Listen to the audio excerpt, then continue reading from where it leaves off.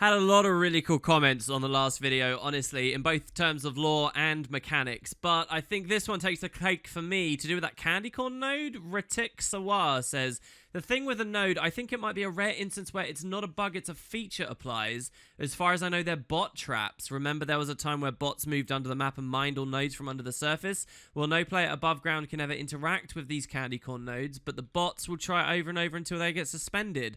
And really, you don't see these kinds of bots anymore, despite the fact they would make even more profit now than when they were infamous. So is that what the candy corn thing was? A bot idea? Well, if it is, I learned something new.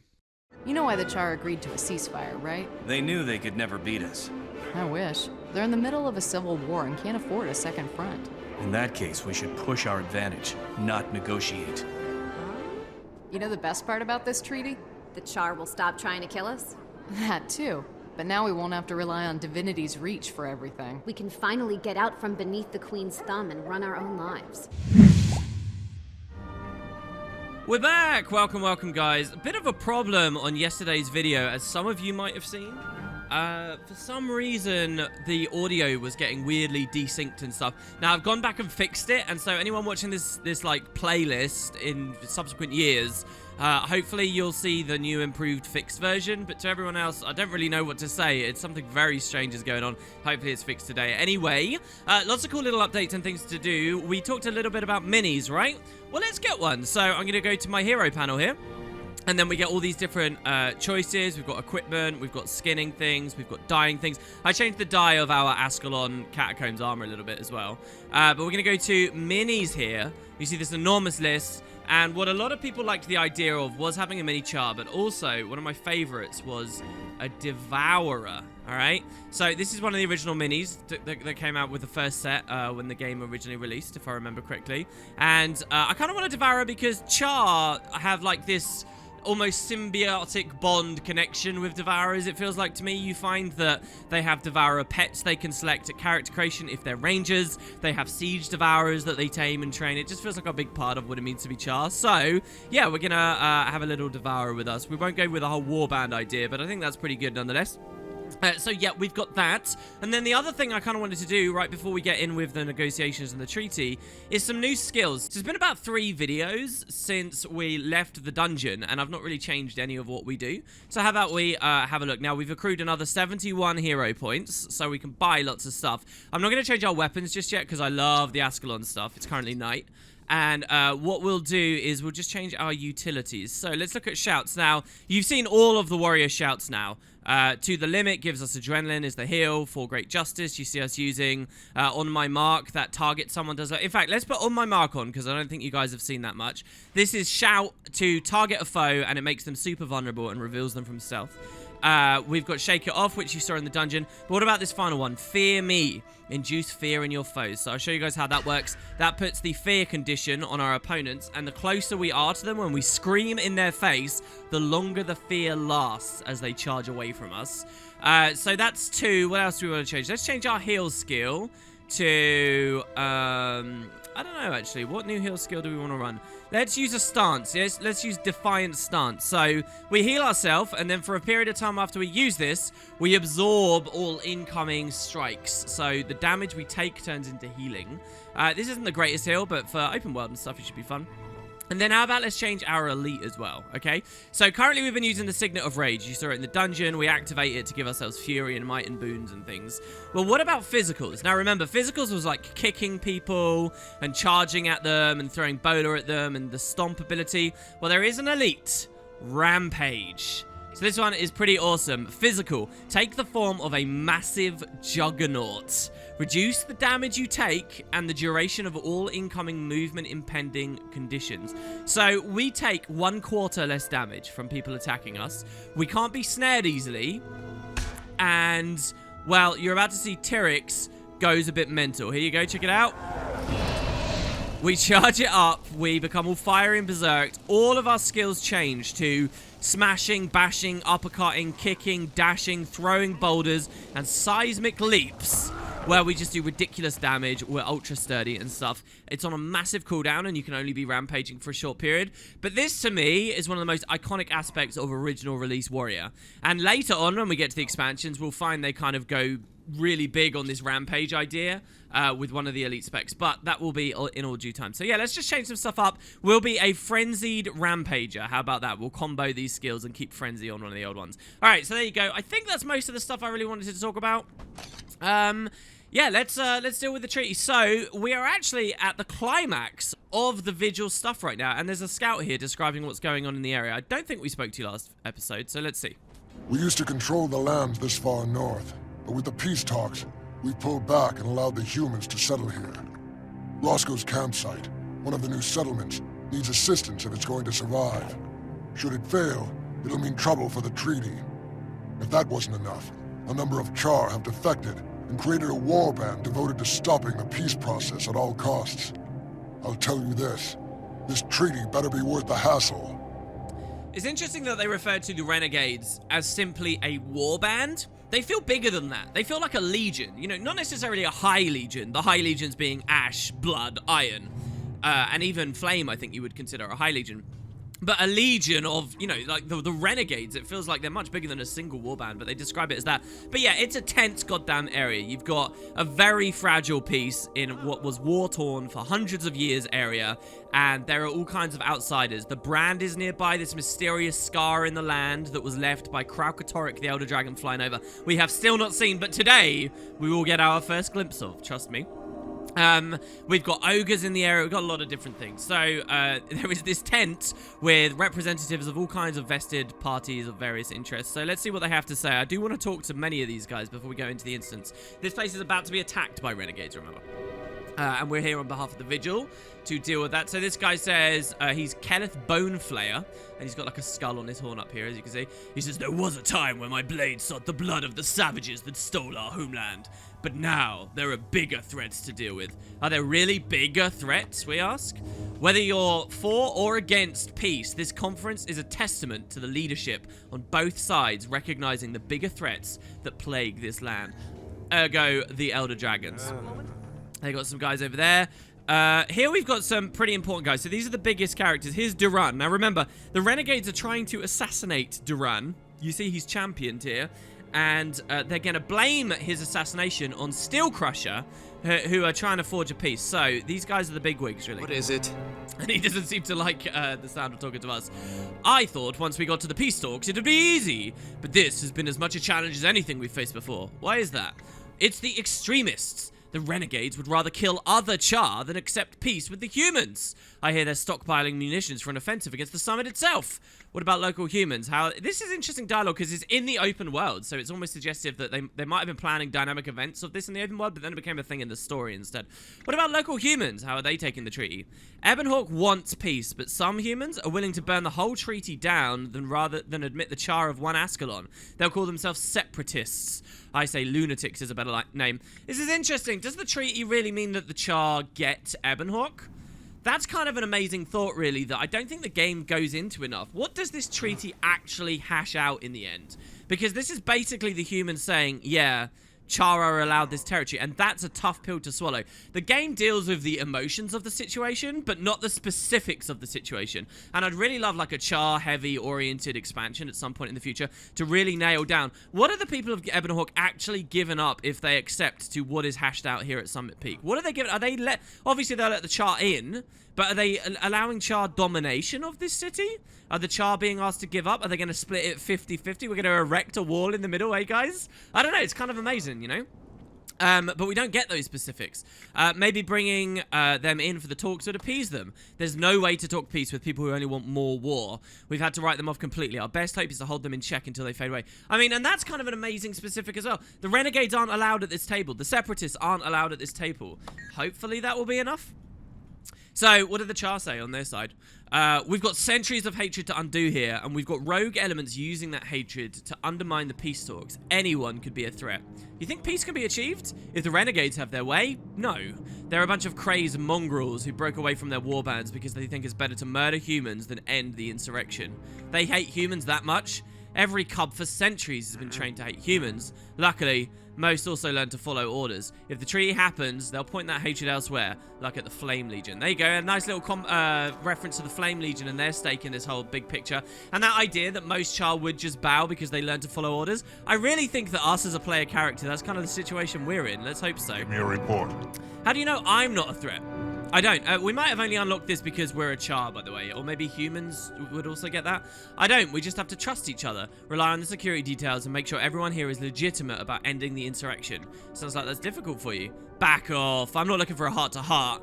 I'm here to secure the peace. That's my mission. Even if I have to wade through the blood of every separatist and renegade to get there. There we go. That's some of the Char viciousness I like. What can you tell me about the separatists? They're trained killers, fueled by cause, and they don't fear death. They're the worst sort of enemy because they have pockets of support within the groups of people negotiating for the peace. Speak. And then also we can ask, enlighten me about the renegades. Beneath the surface of every Char is someone trained to hate and kill humans. This batch will gratefully kill their own kind to storm into Ebonhawk, to kill every human and call that the true victory. I see. You know, the entire conversation I thought that I was talking to a female, but it's a bloke. And also there's another Char here, the Iron Legion Delegation Aid. A meeting of Char and humans without us killing each other. There may be hope for us yet. This is kind of, you see like the seeds being sown of what we're looking at here, even in Guild Wars 1 and Eye of the North. Can peace truly exist between humans and Char? This is more about convenience than desire. There are too many threats that need to be dealt with now. We just have to learn to work together. Well, you may be right. So that's all of them. I mean, there's so much meaty, awesome dialogue here, guys, right? What are these guys? We got Ebon Vanguard Warrior here, Kyle. Balthazar, help me. I'm standing here face to face with a Char, and they're not riddled with arrows or full of stab wounds. I like that the description of the humans, like, fighting style here is knives and arrows. Because, I mean, blow for blow, size for size, look at this beast, and look at how small and puny and pathetic the humans are. The humans only have a stake in this because of hiding behind arrows and using knives, and magic, obviously, is the big one. It would have been cool to have a really proficient magic user at this tent, I think. But maybe those are more ancient differences between the two peoples. This is about forging a lasting peace, remember? I'm aware, so give me some credit for the incredible self-control I'm exhibiting. I grew up during the sieges, you know. Enjoy the peace.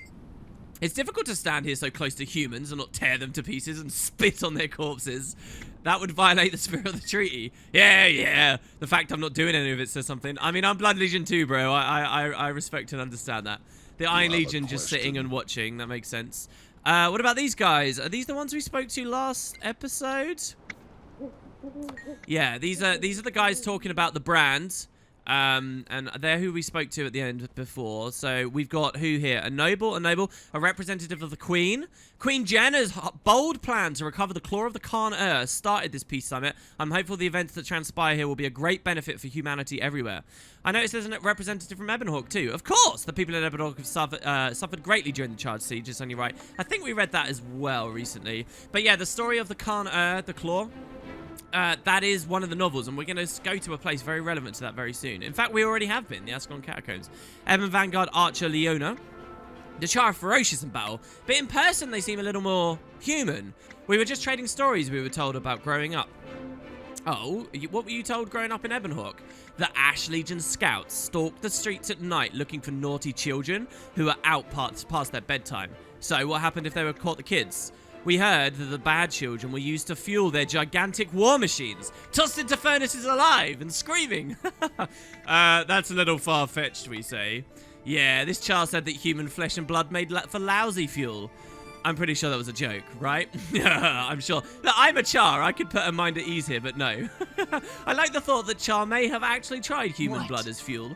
You kind of would as well if you knew that they were a magically inclined species. In years past, they probably would have examined the properties of their bodies. That's kind of crazy. Humans aren't as nasty-tempered as I thought they'd be. Why did you think they would be? In the Farah, you hear stories about cowardly, spiteful humans sneaking in at night and kidnapping sleeping cubs. The same story, a bit on the nose, what the writers are doing here, but I get it. What else? Once you're kidnapped, the humans would make you play with balls of yarn and dress you up in little outfits. If you were good, they'd give you bits of fish. Oh, come on. No one does that. You know, I love this line, because obviously it's making light of a funny idea that they're cat-like. But what's kind of gross is that is what players do. Well, not most people. A lot of people who play Char, though, do dress them up in stupid little dresses. And do love, like one of the emotes for the Char, for example, is this. Where you curl up in a cute little kitty cat ball. And every time you as a player enjoy this, when you're a Char, and you enjoy the silly little cat animations and stuff, you are basically doing this to a greater or lesser extent. And that's always kind of made me sad. But there it is in game, and the devs are kind of openly talking about how we as humans playing this video game do kind of like to make our Char act like little kitty cats, which would be demeaning to them. Fighting the dragon's minions will require a change of tactics. Less subterfuge, more direct assaults. Deceit and stealth are ineffective against them. Don't let the Order of Whispers hear you say that. So you think peace is possible? I've watched the situation long enough to know that both sides need this peace, but I also know that every treaty is a power play. You exert the right power at the right time, and you get the call to call the play. A good truism to live by. And that's the Ash's take on this, actually. So, oh man, Ash Legion Order of Whispers combo is pretty cool. Yeah, I don't know. This makes me think of Star Trek in so many ways, because they have so many, like, episodes of that show dedicated to like the philosophy of treaties and how difficult it is and how to work things through. Right, so there you go. That is Summit Peak, and I'm sure there's also some cool little things we can talk about nearby. At the end of the last episode, you saw a little camp here. This is a big sort of show of power from the Char nearby. I won't walk there here on this video since you already saw it, but they have some prisons and great war machines and stuff. There's all kinds of stuff staged around here. There's a brilliant story being told in the Fields of Ruin. But yeah, our one, very specifically, is that these people are about to be attacked. So let's head on down with our fancy new rampage skills, and let's defend these people. Minister's Defense. In we go.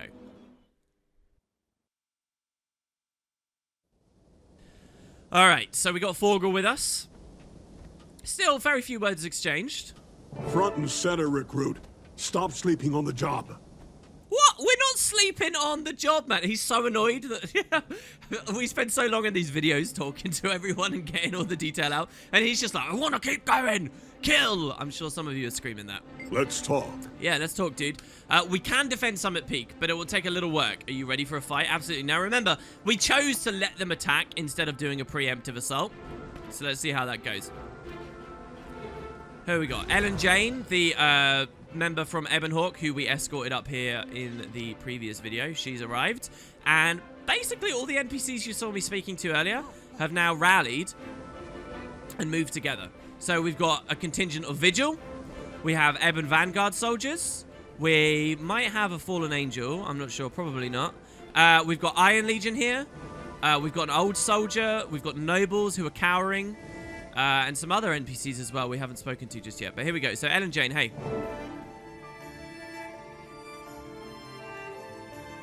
Ajax and his renegades have surrounded the base of Summit Peak. They brought artillery and ground support. Noted. Is our ambush ready? We are doing what we can, but Ajax has twice the troops we expected. Then we'll just have to fight twice as hard. Well said.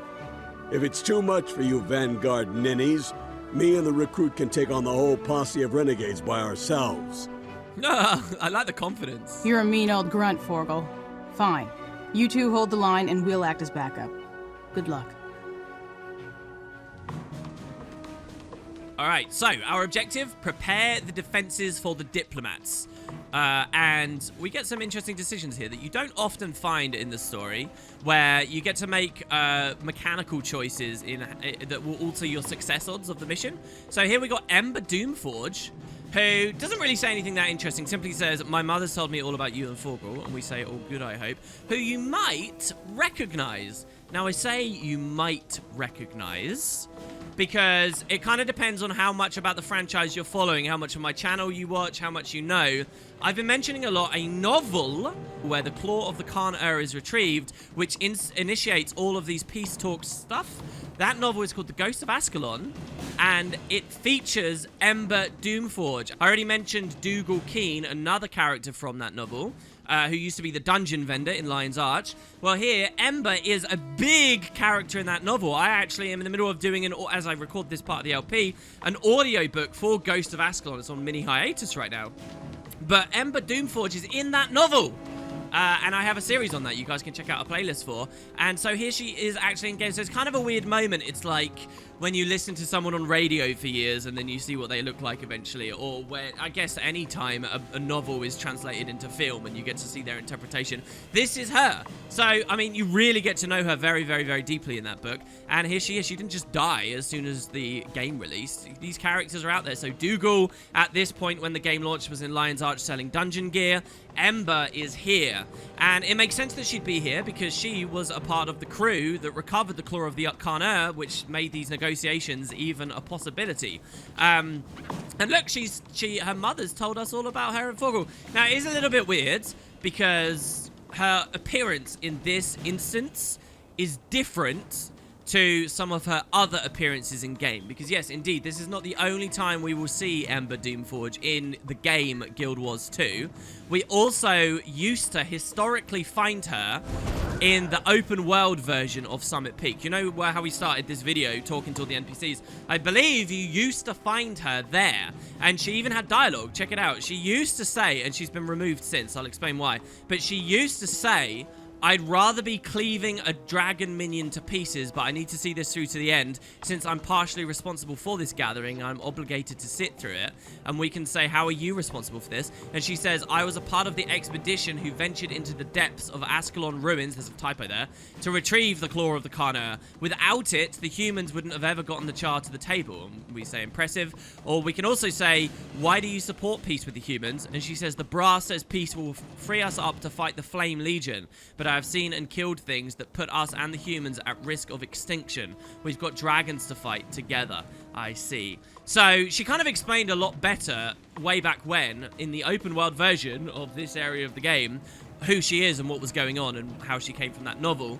But the funny thing is, eventually she was removed. Similar to how Dougal Keen, another character from the novel, was removed and no longer sells dungeon armor and weapons, as I described, but instead resides at the Guild Initiative headquarters.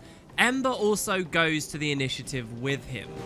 But yeah, and last but not least, her appearance when she used to be in the historical open world area looks different to how she looks here. So it's all just kind of messy, and it wouldn't be Guild Wars if getting the full story wasn't messy in some ways. But there you go. Through this video, hopefully you guys now have all the pieces of the puzzle. And yeah, it's kind of awesome to see her here. Right, so there you go. That's Ember. Right, back to our task. We have to prepare the defenses. Now, what do we got? Iron Legion Engineer. Well, we got Ambassador Steel Crusher, who we spoke to before. This is kind of the big guy. He says, I've called up the Iron Legion to help us. So, how do you see them helping us, sir? Say the word, and one of our engineers will set up a cannon to defend us. Sounds great. Consider the word given. Where would you like the cannon placed? Now, we can say east, south, or west. And I kind of feel like if this was Guild Wars 1, it would be really important where you put the cannon, and there would be different enemies with different varieties of skills, and, you know, there'd be guides for this.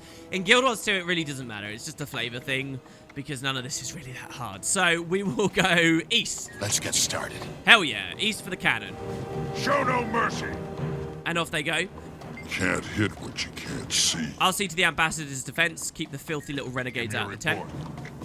Then we can assign the Ebon Vanguard through Ellen Jane somewhere. May the gods protect you.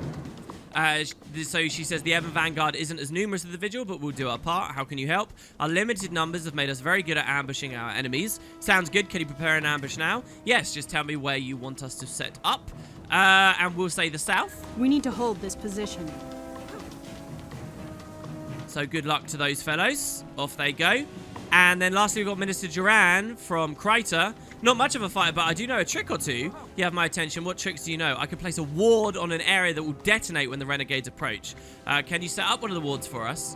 Absolutely, and we can leave him at the west. Now, you'll notice the game deliberately doesn't let us double up or even triple up. We can't put the ward and the renegades, not the renegades. We can't put the ward and the Ebon Vanguard and the Iron Legion all together. That would have been more interesting tactically, I think. But hey. To battle!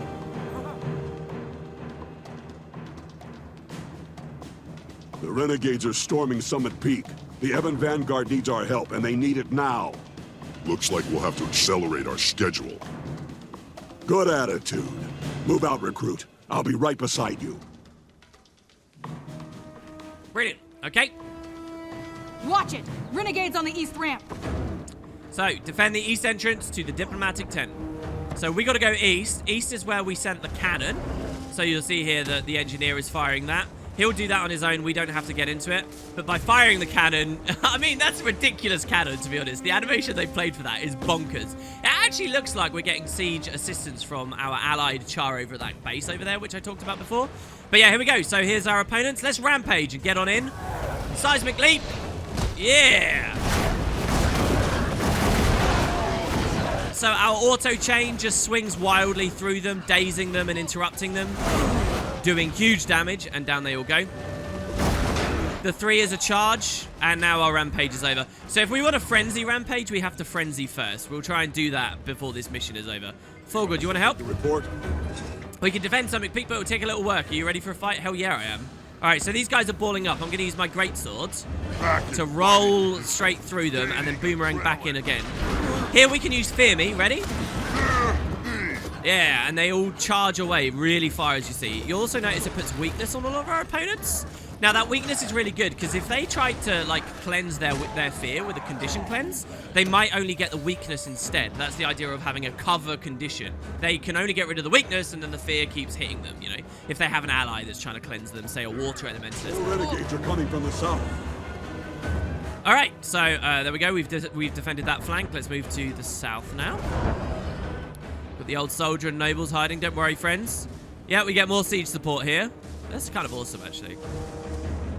And we'll wait to see who's attacking us. It's likely that we're such a badass we can't... Oh, it's day now, by the way, so our weapon skins have changed. It's likely that because we're such a badass, we're defending a bit quicker than the game will throw them off, so we can get lots of time to prepare. So here's one of our other abilities, On My Mark. Now, we can use it twice, but what it does is it puts 15 vulnerability, which is a huge damage modifier for us. So as we attack with anything, we can use On My Mark and then eviscerate the burst with our axe, like this. Ah, he got kill stolen by Forgel. No! That was a tier 3 adrenaline burst as well. We would have, you know, chunked him and done loads of damage there, especially if we crit on top of that. So let's watch these guys coming back in. We could pull them even further back, by the way, and get more of the Ebon Vanguard assisting us. You'll notice that they're waiting a bit further up the hill. But we've got Ellen Jane helping us out at least, so that should be fine. Let's Frenzy 100 Blades. Oh, so good. What Guild Wars needs loads more of are just huge packets of mobs. Renegades coming up the northwest path. Where you just get to AoE the hell out of stuff. That's awesome. Okay, cool. So even more, and now we're going to go over to West. West is where we sent the Iron Legion, our Char allies. Short-sighted idiots. You couldn't even live in Ebonhawk if you did take it. It's got no scratching posts. Wait, what? Who's she talking to? Renegades? I guess the Renegades, right? So should we go and meet them out in battle before the the guys can even engage? Ellen Jane's coming with us. She's kind of a god. We have to protect the diplomats. Make sure none of those renegades get away. All right, lady. Here you go. Rampage is almost up for the climax of the instance as well, which I'm really happy with.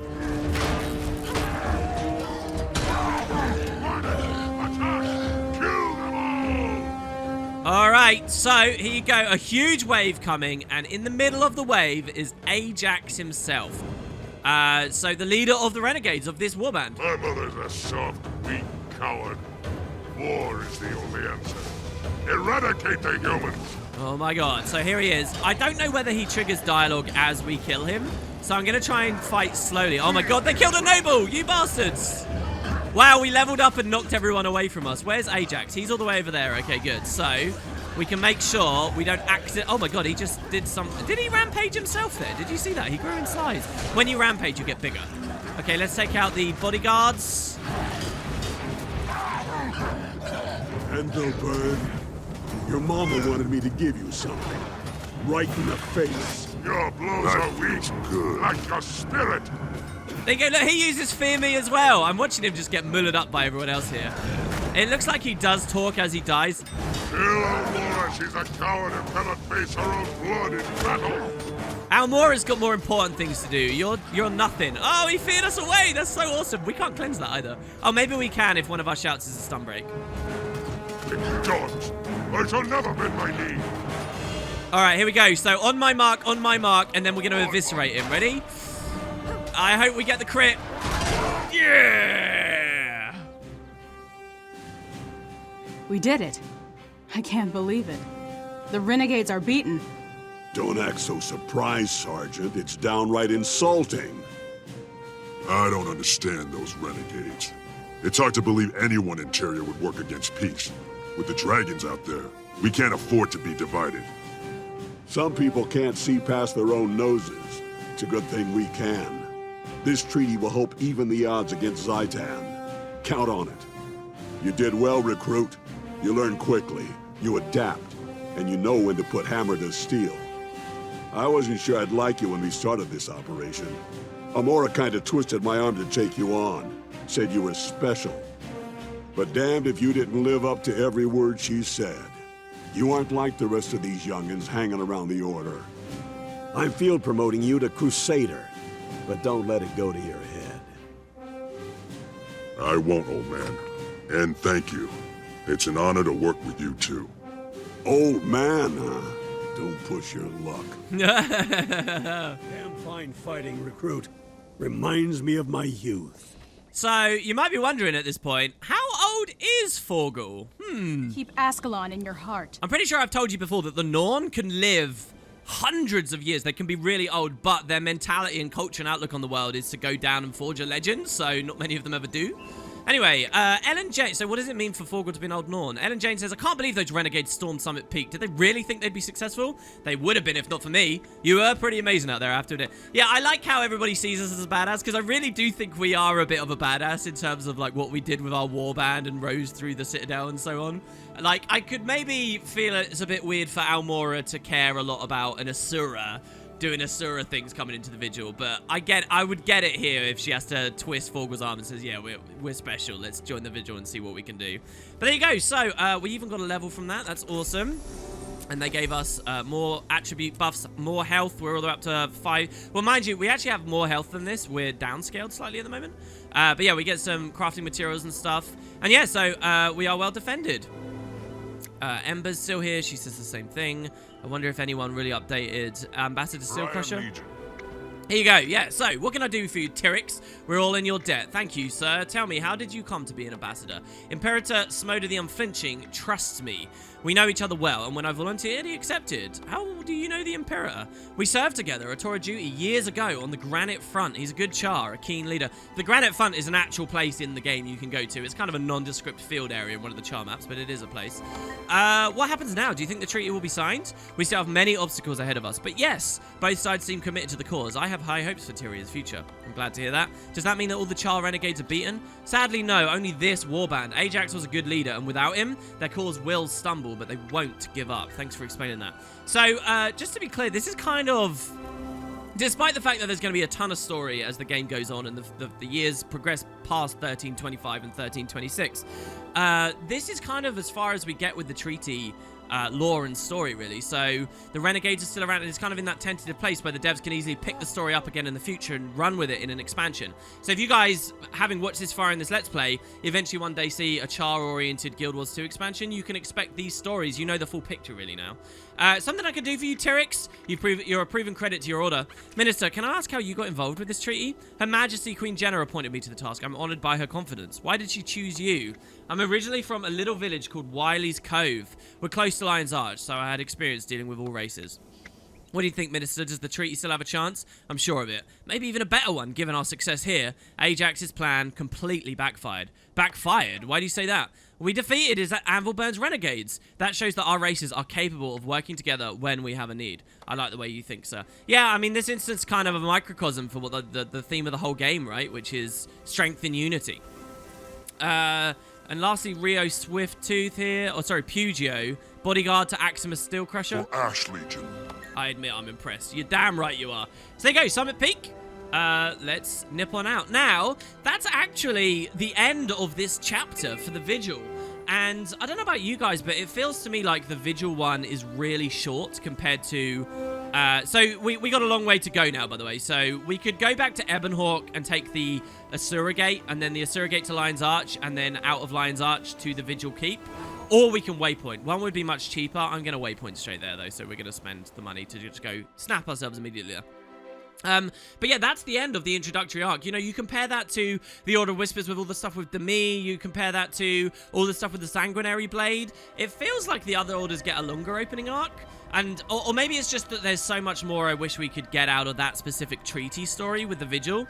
But, you know, the Vigil were about fighting the dragons, so I guess the devs didn't want to spend too long on the treaty side of things. The funny thing is, when you read the book Ghost of Ascalon, Queen Jenna wanted the treaty to be a thing, so she goes to the Vigil, who then recruit Dougal and Ember and so on to go do everything. So really, the Vigil had their fingers all over the treaty thing from the very start. So it makes sense that when the game came out, they had that story.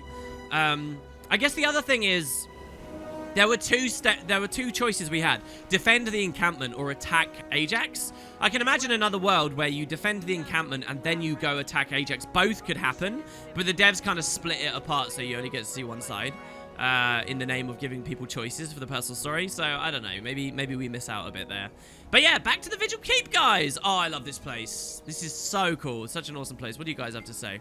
These new recruits all want to be heroes. I've watched so many green soldiers get killed in their first real battles. No amount of training can prepare you for what that's actually like. May courage guide your hand. I've been in a few mock skirmishes, but I'm ready for a real battle. I'm ready to fight to protect the innocent.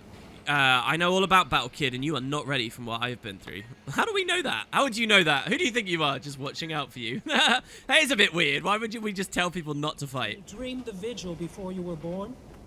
I saw a white candle on a black field. A sword held against darkness. But how did you know this was where you should go? Ah, I followed the light, of course. I think that's either extremely rare dialogue or extremely common dialogue you might have heard way back when we first came here.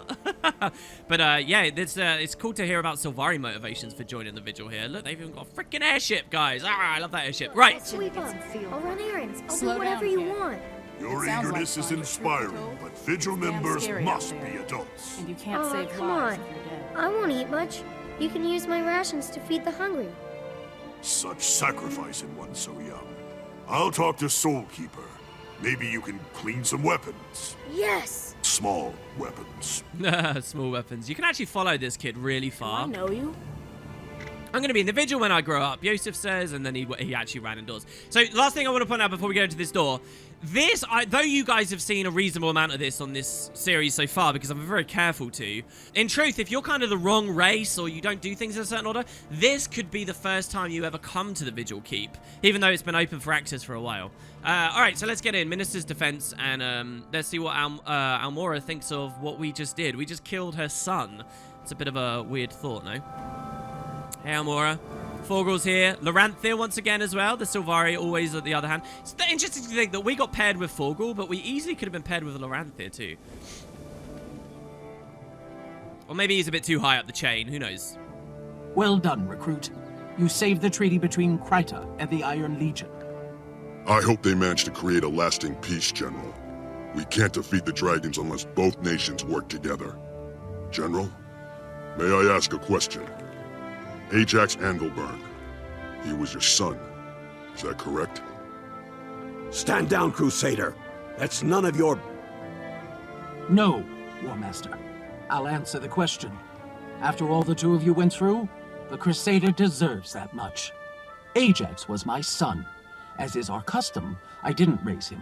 I left him at the Farrar, and he found me again after my warband was slaughtered by a dragon. I tried to explain to him why I founded the Vigil, but he said I was wasting my time. He never really understood the threat the dragons pose. Like many in the legions, Ajax never looked beyond the charred. I will grieve for my son, but I will not look back. I'm sorry for your loss, General. But Terry is safer because of your sacrifices. Thank you. I agree. General Soulkeeper, I'd like to request that the Crusader be permanently assigned as my partner. Permanent, baby? That's a surprise, Forlo. Are you going soft on me? I don't have time to break in anyone else.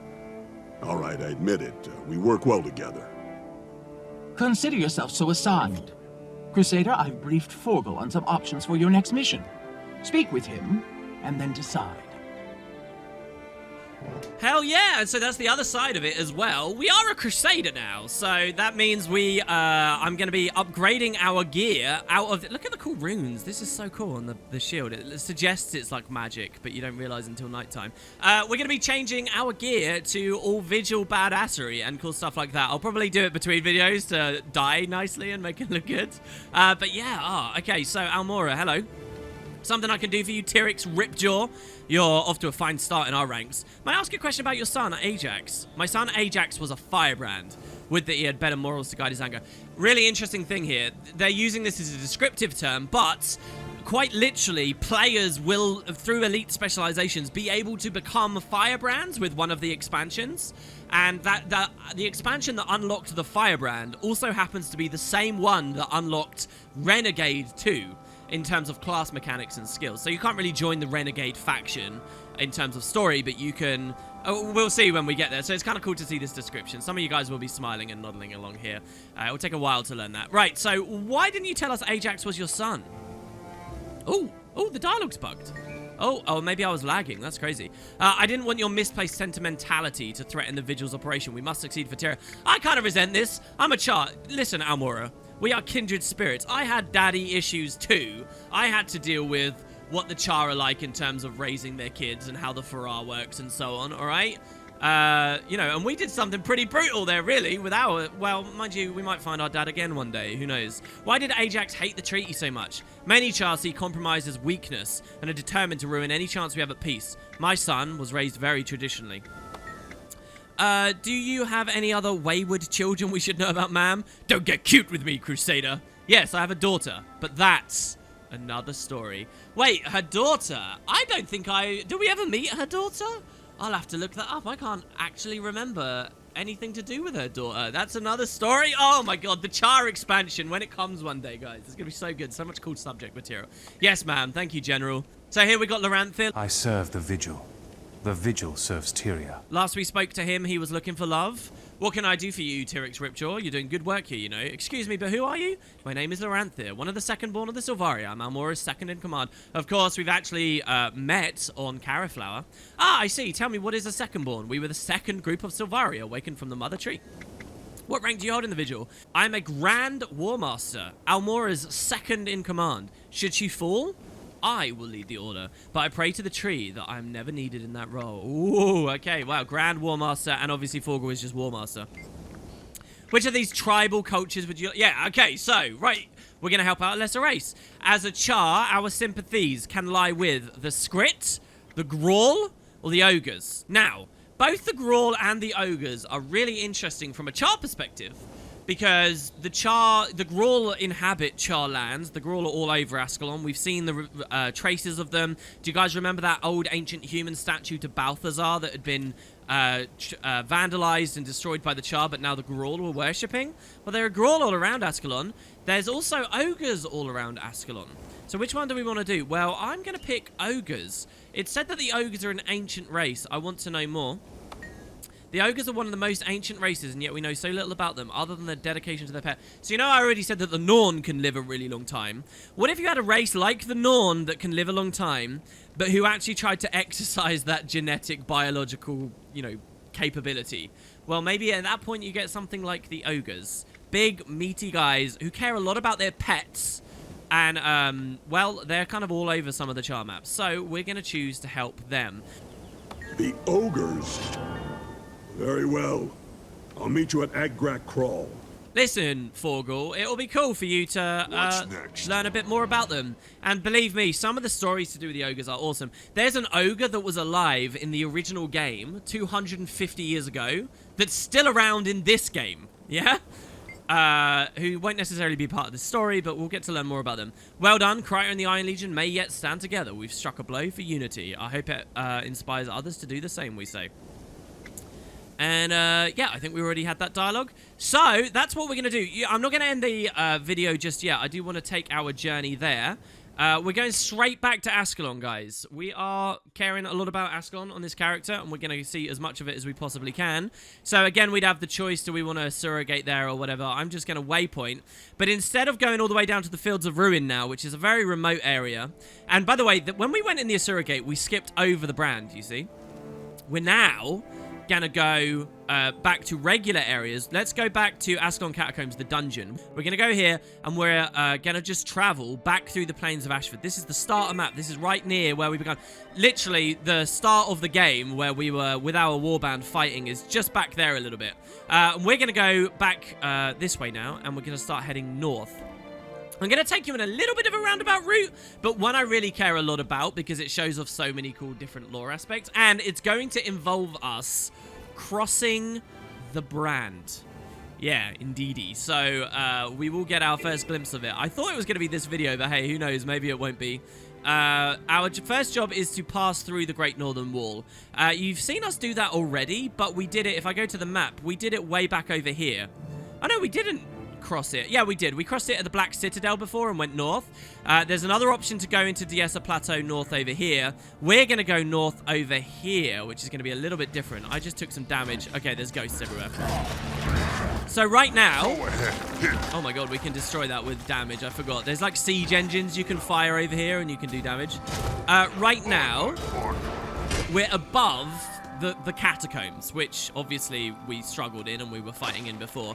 They are underneath us. Technically, in terms of the game engine, they're kind of far away, but they are below us right now. And we traveled around. We're above now, and we're actually at quite an interesting area. This is Ascalon City, which we crossed this bridge way back when, seeing the ogres, if you recall. We interacted with them a little bit before in the past, so maybe Tyrix cares about doing it again. But now we're on the northern side of the lake. You can see the Blood Legion have erected flags. This is where that meta event is I talked about. Remember the Queen's Star has the Shadow Behemoth? Well, the Char get a different meta event to do with dispersing ghostly leaders of Ascalon here, and it takes place right in this area. The final of that occurs right here where you have to fight an old ghost. But I want to come here very quickly because there's a portal to the north on our way to the ogres, but also there's this place here. You know, it's just occurred to me with the ogre thing too. Not only did Tyrix interact with ogres already and care about ogres from that perspective, not only is he with a long-lived character, Forgul, but also, how did we beat the dungeon? With ogre runes, guys. And we summon a rock dog ally with us. That's what the ogres do. They ally with rock dogs and stuff. So, it's such a cool idea to come do the ogres here. But check it out. Here, we have a point of interest we just grabbed, which is called Fofire's Heart. There's a skill challenge up there as well. And if you look in the sky, you get this giant beam of light, right? And if you look down, you can see that there seems to be some kind of dungeony looking area down there. Oh my god, there's a lot of ghosts. Okay, the meta event must be resetting and there's tons of ghosts attacking us. I wanted to show you that.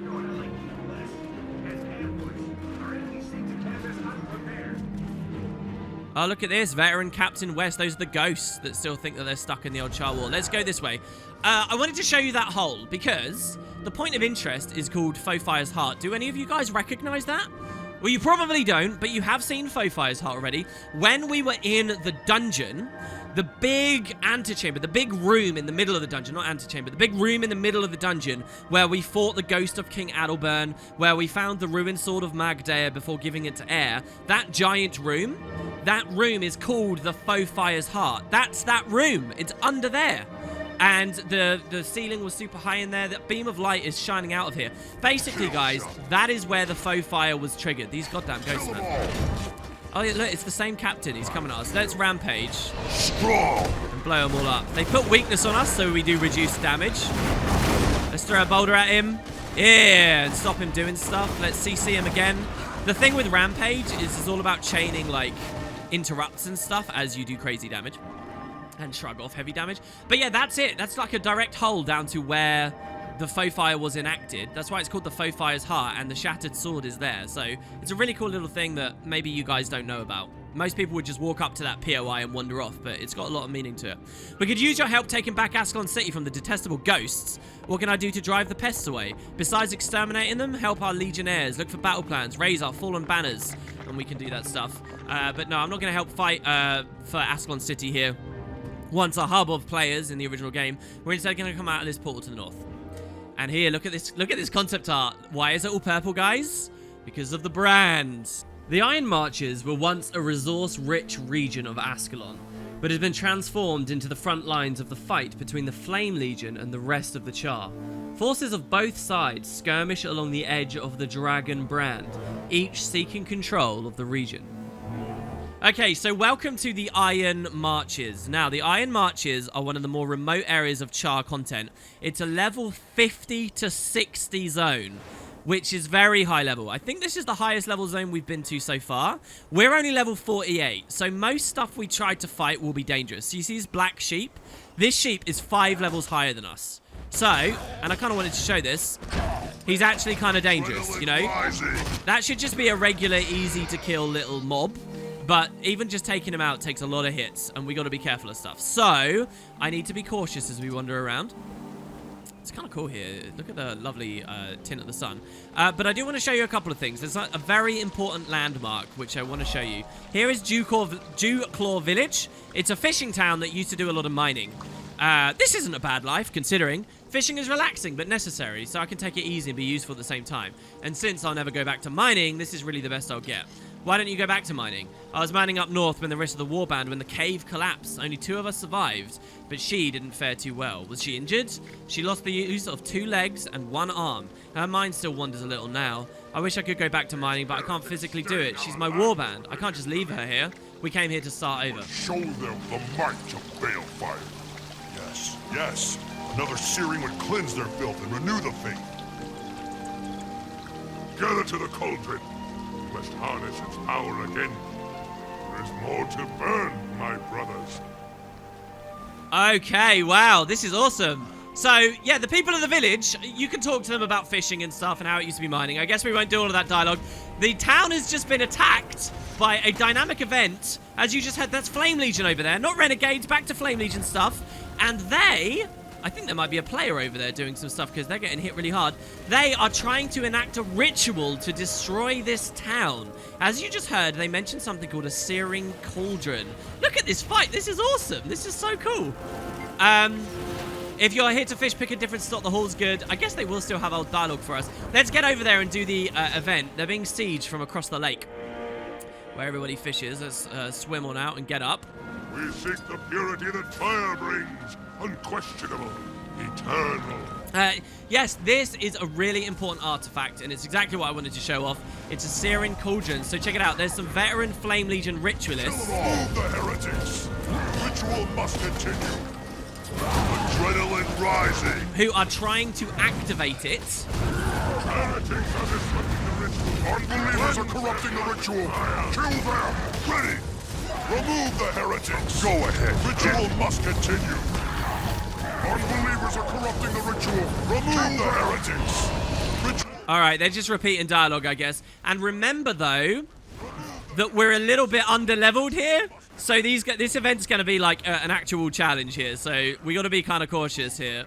Let's fear him. Our job is to kill these ritualists before that bar on the top right fills too much. And the ritual is completed. Look at all the blocks we just got there. That's insane. This is actually really scary. My god, Tyrix is always in the most dangerous of situations. There you go. Only 1 left. Okay, come on. Get our 100 blades as best as possible. Try and get our heal back up. Use our F1 with our great swords. Ow! Oh god, that really hurt. Jesus, they actually do some crazy damage there. Luckily, we've got siege support, and this Quaestor here is helping us out. Woo! Alright, down they go. Look, he was so close to dying. He was only on 2% health, that guy. And we defended them. Now, if we weren't here to stop that dynamic, if they would have activated it, they would have blown up the town, and everyone would have been out of jobs, the buildings would have been destroyed, and we would have had to have reclaimed it and then pushed on up. So it was genuinely a good thing we were here. That's the spirit of Guild Wars. This ancient cauldron must be drained of magic. Only because we stopped their ritual. Don't you understand what kind of damage they could have done? Yes. I could say I'm keenly aware of the damage this could cause a defenseless village. Right, so what is this? Well, we can interact with it, first of all. Over 2 centuries ago, this massive iron cauldron was used by the Char to ignite the searing, a destructive wave that decimated their human foe. Though cold and silent, the relic's power still abides. And I mean, we can see it's floating a little bit here. And that's why the Flame Legion are interested in it. We can commune. Ridiculous. You're a human. Aren't you supposed to hate this thing? By proxy, I'm supposed to hate you as well. No, this is history. It has to be protected, studied, understood. I thought the searing was all the understanding you needed. I guess you mice have a learning problem. Okay, so what are they talking about? Let's just be very clear. Once upon a time, humans lived here. They built a giant wall, the Great Northern Wall, which we're currently north of right now. And the Char won it back by attacking very hard and very brutally right at the start of Guild Wars 1. What they did was they launched their armies, but they also triggered something called the Searing, where they summoned enormous crystals that shattered the land, clouded the skies, made them all black and soot fields, turned the water to tar, and just absolutely magically devastated this land. And on the back of creating the Searing, the armies attacked and subjugated and conquered the humans. The war would go on for many years. I'm tired of looking at this cauldron. You could always move your village. Are you kidding me? This is an excellent place to start a city. There's water, fish, lumber, tons of other resources. That's funny. I bet my ancestors felt the same way too. That's true. The humans built the wall, and then the Char stopped attacking, and they grew confident and bold. So the humans, the Ascalonians, started building cities to the north. These are all stories you get in the original game. But the Char summoned the Searing, destroyed the wall, or parts of the wall, charged through and blew everyone up. How did they summon the Searing? Well, by using these artifacts. Searing cauldrons. What's amazing is in Guild Wars 1, you can play right as this happens. And there's a moment where you start in Ascalon City, you can go north of the wall and find the Char setting up a Searing cauldron right here. Basically, what I'm telling you guys is where we're currently standing is a location in Guild Wars 1 pre-Searing Ascalon. And I think if you've watched my series on the original game, you know where this is exactly, it lines up 100%. Sick of you and your stupid mission. I could squash you like a bug and bury you along with this hunk of junk. Probably. Then the Priory would just dig it up anyway, along with my corpse riddled with your claw marks. Yeah, right. Like anyone would ever figure it out. If there's one thing I've learned in the Priory, it's that the truth eventually gets unearthed, Quester. So, I mean, it's all ancient history now. You can see the wall all the way back there.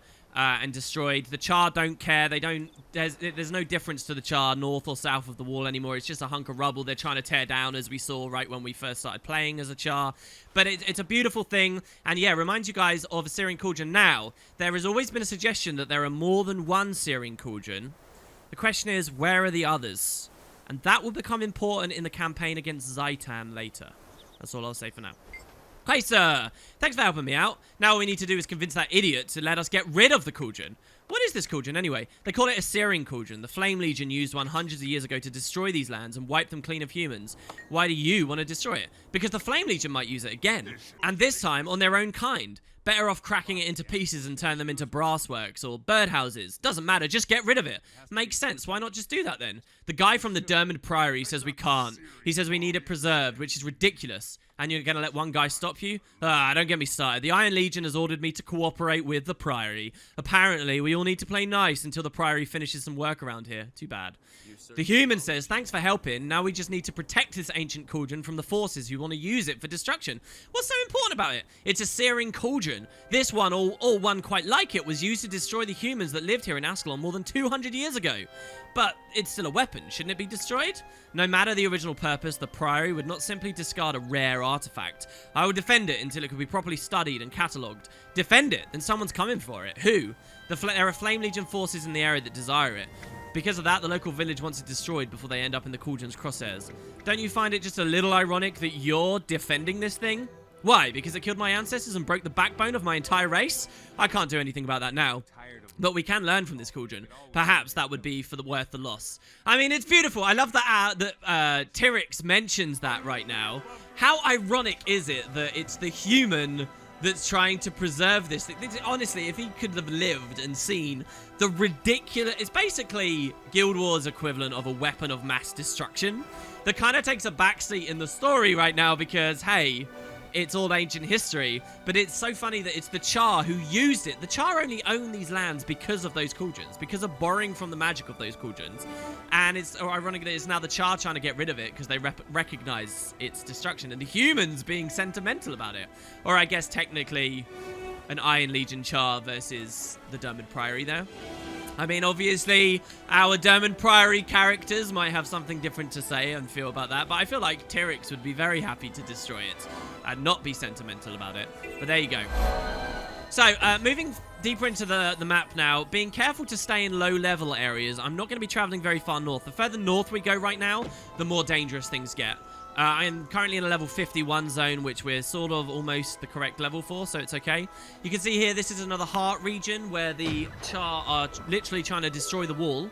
The idea of this is use the cannons to shoot at the wall, which creates rubble, and then you throw the rubble in the waters in the area.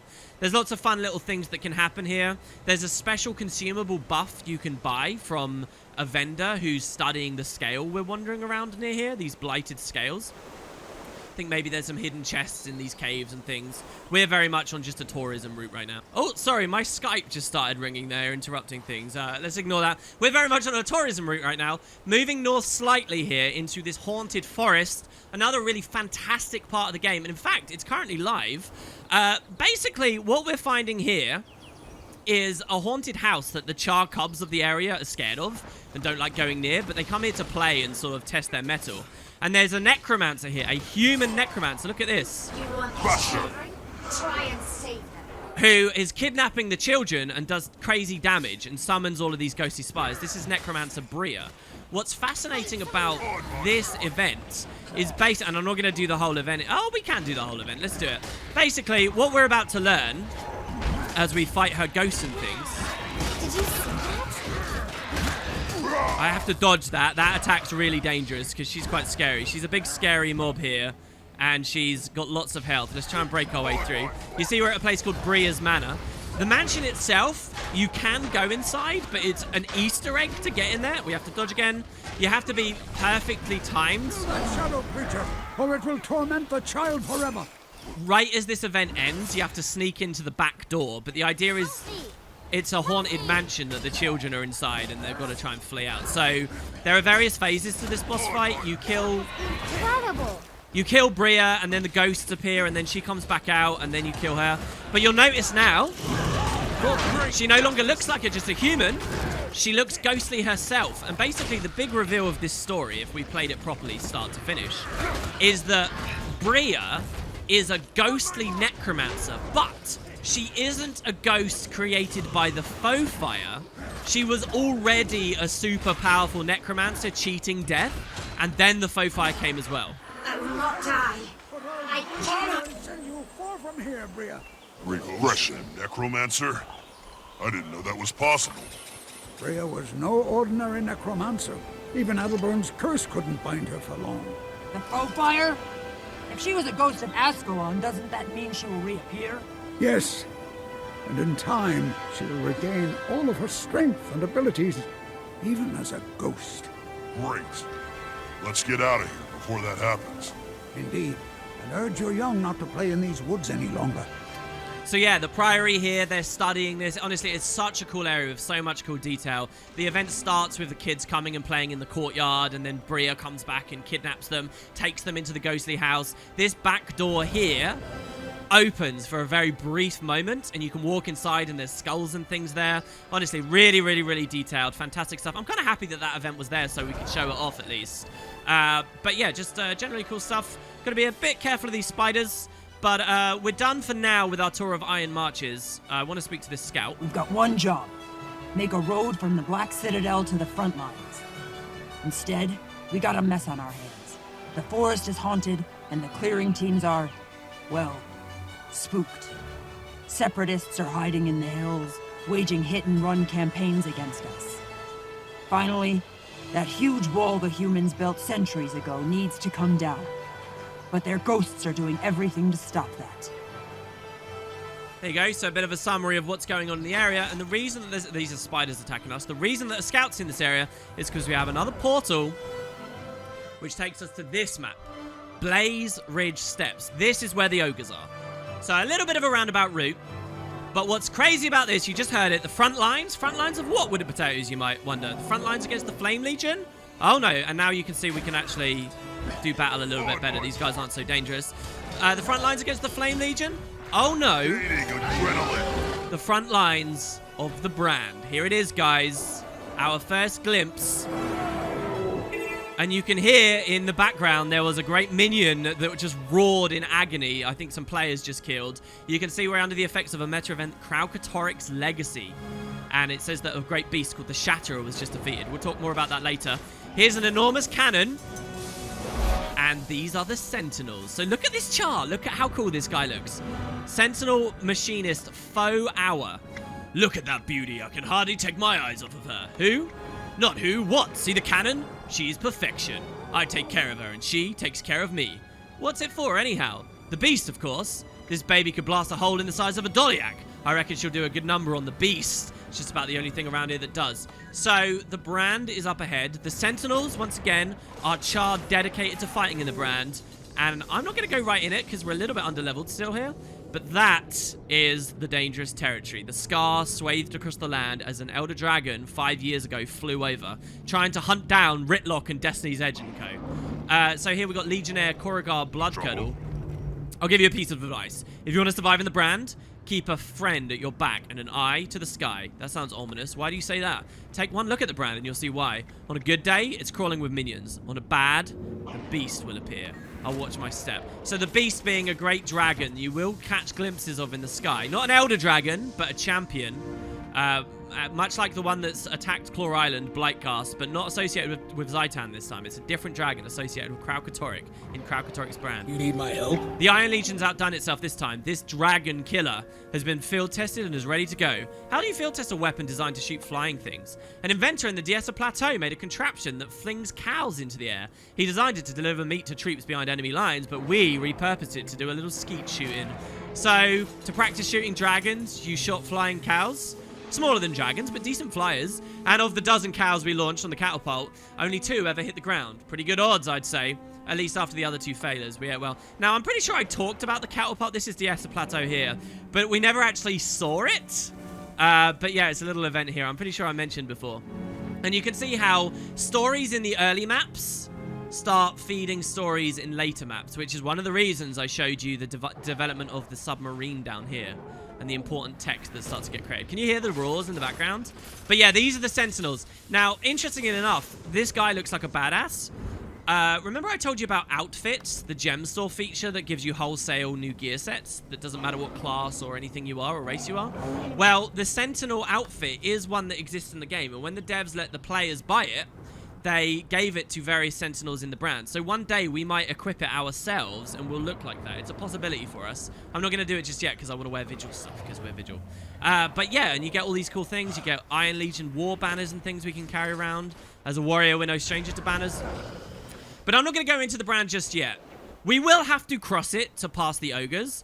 But quite specifically, I want to walk down this road to the south and move kind of in parallel to the brand before we can get to ogre territory. And we'll just sort of look at it as we pass. Remember, we're still north of the wall as well. So Blaze Ridge is a fantastic map because it's got all these different things going on. It's got the human history, the Great Northern Wall, the ghosts are around, Kraukatoric's around, ogres are around, Flame Legions around, renegades and separatists. It's just the most awesome melting pot of tons of different areas of lore that all come together. And it's gorgeous, guys. I really, really love this map. So here's the Great Northern Wall as we walk through. There, look at the sky. Oh, there was a bit of a flash of a dragon there as it just flew out of view. There, like, look at that. Look at this. This is the Great Northern Wall that's been seared with a searing cauldron, built by humans, destroyed, torn down, vandalized, and now even branded. And you can see elements of it floating up in the sky. And you can go up there and explore up there. Like, how just fantastic is that? Let's take these bats out. On my mark. It's so good. Getting pumped. Let's break this bat here, who's running away when it got low on health. Strong. It's so fantastic. And one of the other really cool things about this map is it was one of the first maps ever made by ArenaNet. They basically made Queensdale as one of their first maps, and then they made a high-level map, like a mid-game to high-level map to see how it would feel. And then they let players play those maps in demo conventions way back in like 2010. So it used to be you could go to a convention like Gamescom, make a new character, and you could make a human and play in Queensdale, or you could make a char. Some of the first stuff we ever saw of Guild Wars 2 ever was playing as a char here in Blaze Ridge Steppes. Some of the first content they ever made. And if during one of those convention demos you made a char, you spawned here. No, not just this map. Here. Literally here at Brandview Waypoint. Hey, what are you doing out here? Buka. She'll never infiltrate our lab. No, that human is as good as dead. Her problem, not mine. Unfortunately, my problem is you. Now shut it! So, it's a very profound moment for me right now. I know we're like 60 episodes into this series and you guys have got other impressions of what the beginning of Guild Wars 2 is for you. But for me, the start of Guild Wars 2, in many ways, is right here. No, not this time. Hey, this what are you time doing we out fight here? to our last breath, and hope others will come to reinforce and replace us. We can't lose this war. The thought alone is traitorous. The voice acting you see here, the NPCs you see here, the interactables, the dynamic events, all of it's got loads of detail in it, it's just really well developed stuff. And for many of us, this is like Guild Wars. It was a moment where we just got thrust into this new MMO. We went to a mid-game map and there were all these different things happening around us, all this different lore, all these different stories, and you just were put literally on a char wielding Ascalon weapons, and you were told, go explore, go have fun and see. And the game was very different back then. Energy potions and different mechanics existed, but this was kind of the beginning. And so I wanted to come out of my way to show you guys this place and just reinforce how important it was to me. And that's where we're going to end the video. Next time, we're going to start here, like those demo convention players did all that time ago, and we're going to explore Blaze Ridge Steppes. We're not just going to see the brand, but we're going to cross it, and we're going to find the ogres. I hope you guys enjoyed. I know this has been a bit of a longer video, but I've wanted to do this for a long time. I wanted to give this a special little highlight here in the series. I know most open world stuff we have to skip, but this is a lot of cool stuff here for me. So, yeah, hope you guys enjoyed. We'll dig into this and tuck in next time. Thanks very much for watching. I'll see you soon. And if you have any stories about the old conventions and playing a char way back when, let me know in the comments. That would make me so happy. Stick a blade into the treaty. What good is it to us? The brand's just as bad as it was before, and the humans aren't helping. Agreed. We're holding the line against the dragon on our own. They'd probably just get in the way anyway. Wouldn't be so bad. We could use them as fodder.